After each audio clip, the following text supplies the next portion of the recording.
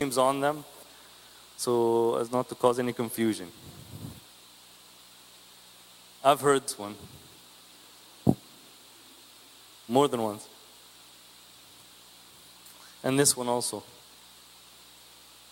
And it doesn't even have to be, a father confession for someone here in the church. Just my father confession. Maybe my father confession in Egypt said it's okay. But I just want to tell you, he meant in his own spot in Egypt. If you go to Egypt, you can park in his spot. But you can't say it's okay for you to come and park in Abuna's spot here. So needless to say, none of these excuses are good enough. So, and like I said, next time, 3 pictures of people parking Abuna's spot. Long before Christ, it had been said, you shall not covet. Long before it had been said, you shall love your neighbor as yourself. A phrase which, as the apostle says, expresses the fulfillment of the law. And as no one loves himself unless he loves God, the Lord says that the whole law and the prophets depend on these 2 commandments. Love the Lord your God with all your heart, soul, and mind. And love your neighbor as yourself. This is St. Augustine, writing in the 4th century. Where is he referring to, or what is he referring to with love your neighbor as yourself? We'll go back in the Old Testament, long before Christ. In Leviticus 19, verse 18. You shall not take vengeance, nor bear any grudge against the children of your people.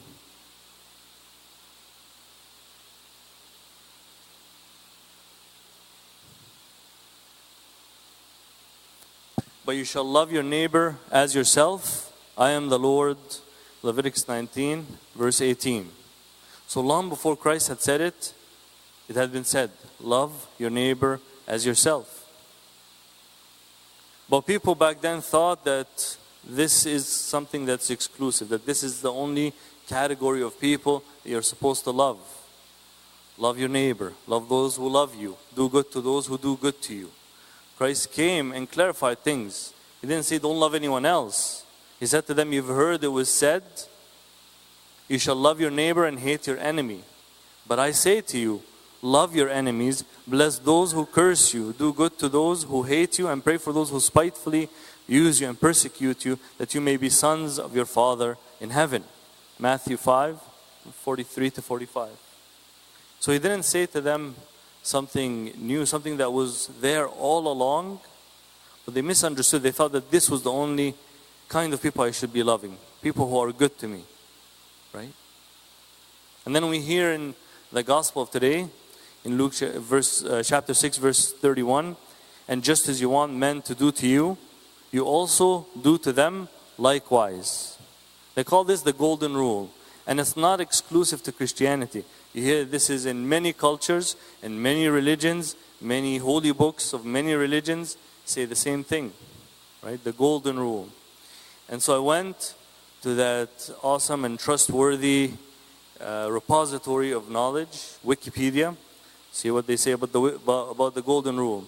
And this is what they say. Various expressions of the rule are to be found in tenets of most religions and creeds through the ages, testifying to its universal applicability.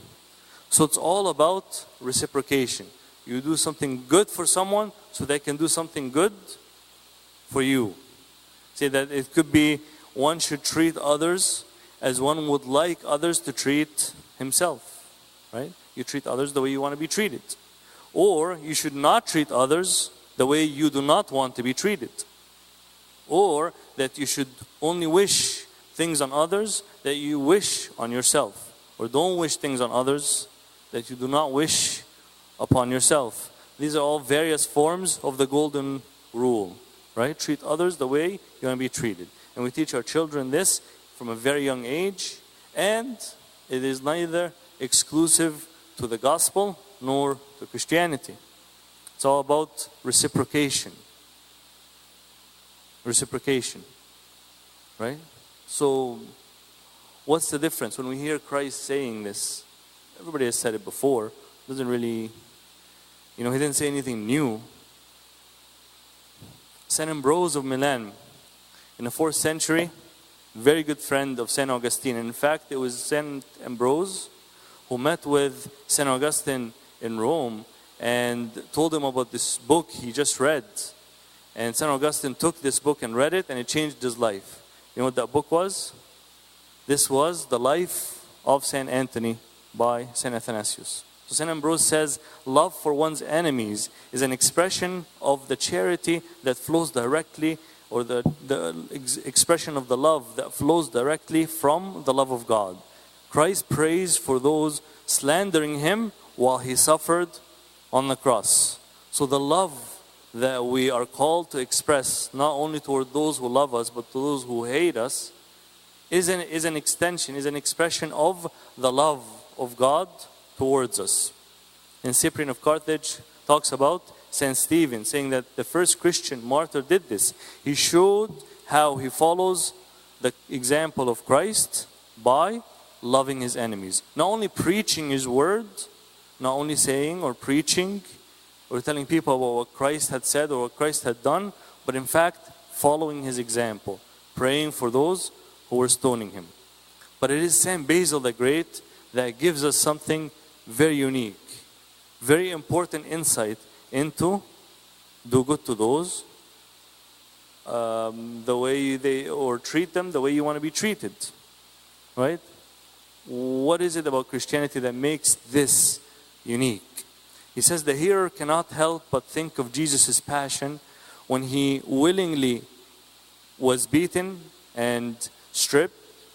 Jesus wants them to go beyond mere reciprocity into gift giving, beyond mere reciprocity. But it is a gift and a loan, a gift from us, but a loan because what we lend has been given to us by the Lord. So we love each other just as Christ has loved us. What this means that do good to others or treat others the way you want to be treated, all those maxims, all those phrases and mottos that we see in all other religions and all other cultures, they're essentially about the self, essentially about me. They're selfish. You want to be treated well, so treat others well. You don't want to be treated badly, so don't treat others badly. You don't want something bad to happen to you, so don't wish something bad to happen to the other. But really there's nothing about the other that makes this thing work. It's all about you. What you want, you should want for others. While in Christianity, it's completely the other way around. We're called to see the others as the image of God. And when we see the image of God in others, we treat them well for their own sake, not because I want something from the other. And that's why the gospel of today goes in great length to explain that you should love those who do not love you. Because if you love those who love you, what have you done? He says, even the sinners do the same. Tax collectors do the same. The Pharisees do the same. You haven't done anything. You haven't imitated your Father who is in heaven. The world loves its faults and hates its nature. This is a statement by St. Augustine, and it's very profound. It loves its faults but hates its nature. The Christian attitude should be the opposite. To love the nature and hate the faults. A wise man once said that the church is intolerant in principle because she believes sin is sin and we should not tolerate sin. But she is tolerant in practice because she loves. Because she loves, she is tolerant. The world is the opposite. The world is tolerant in principle because they do not believe. But they are intolerant in practice because there's no love. We're both prohibited, St. Augustine continues to explain, from loving in it what the world itself loves. And we're commanded to love in it what the world hates, namely the handiwork of God and the various comforts of His goodness. We're prohibited from loving the fault in it and are commanded to love its nature. The world loves the fault in itself and hates its nature, hates its calling, hates God's vision for it. So we rightly love and hate it, although it perversely loves and hates itself, but for all the wrong reasons. And Tertullian from the 2nd century, an African, says that to love friends is the custom of for all people, but to love enemies is only customary for Christians. And that's where it really lies. That's the uniqueness of this so-called golden rule. Only in Christianity are we called to love our enemies, because the love goes beyond mere reciprocity. St. Ephraim the Syrian talks about the Old Testament, how the fulfillment of the Old Testament transforms it in Christ. An eye for an eye, he says, is the perfection of justice. Whoever strikes you on the cheek, turn the other one. And this is the consummation of grace. While both continually have their criteria, he proposed them to us through the 2 successive testaments. In the Old Testament, had the killing of animals for compensation, because justice, because when you commit a sin, when you commit a transgression against someone, you have to offer retribution, some sort of animal sacrifice or something to pay them back. Because justice did not permit that one should die in place of another. In the Old Testament, justice did not permit that one should die in place of another. In the New Testament, what was established through the blood of a man who through his grace gave himself on behalf of all, one therefore was the beginning and the other the completion. He in whom are both the end and the beginning is perfect. In the case of those who do not understand, the beginning and the end are estranged from one another, but when we study them, we find that they are one. That the Old Testament is the fulfillment of, the New Testament, the fulfillment of the Old Testament. The Old Testament is transformed into the New Testament. Love your enemies. This was something radically different, radically new. It's not mere reciprocity, it's about going beyond, seeing the image of God in the other, seeing the grace of God and what has done for me and to me, and offering that towards the other. We hear the statement that we should love the sinner but hate the sin. This is exactly what it's all about. This is what exactly it's all about. Someone once wrote this. I'm going to read it to you. I remember Christian teachers telling me long ago that I must hate a bad man's actions, but not hate the bad man. Whereas they would say, hate the sin, but not the sinner. Right? Hate the sin, but not the sinner. I used to think that this was silly. It's straw-splitting distinction. It doesn't really make any sense. How could you hate what a man did and not hate the man? But years later, it occurred to me that there was one man to whom I have been doing this all my life, namely myself.